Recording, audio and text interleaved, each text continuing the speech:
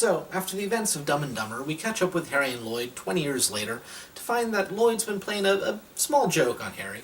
He's been pretending to be in a vegetative state all this time. Of course, after letting Harry in on the joke, Harry lets Lloyd know that he has kidney problems and he'll probably die if he doesn't get a transplant. Conveniently, he has no family, except for the daughter that he didn't know that he had. So, Harry and Lloyd decided to go on a road trip, and they find out that, Harry's daughter was adopted by a brilliant scientist. She's gone off to some crazy, TED Talk-ish sort of thing, and, oh, right, the scientist's wife is trying to kill the scientist and steal all his money, and also, the scientist's daughter, Harry's daughter. Look, it's a Dumb and Dumber film. The plot is pretty purposefully stupid.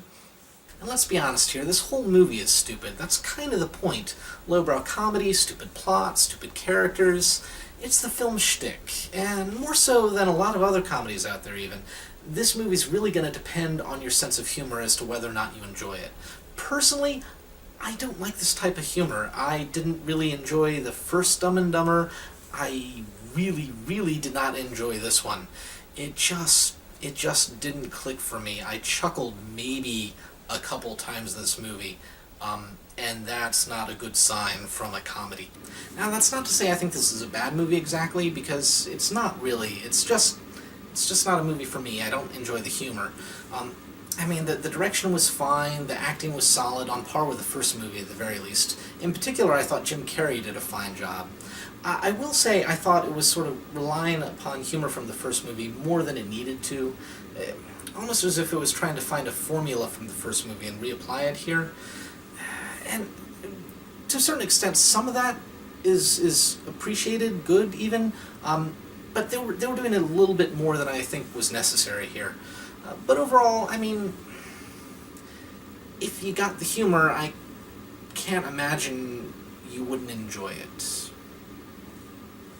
for whatever that's worth.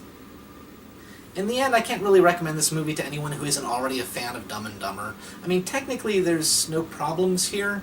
It's just, if you don't like the humor, you're not going to be entertained, right? And if you do like this style of humor, if you don't know if you like it, watch the trailers. If you laugh, you like it. But if you don't know if you like it, you're going to enjoy the original more than this, because the original is just the better movie. It feels fresher, more original.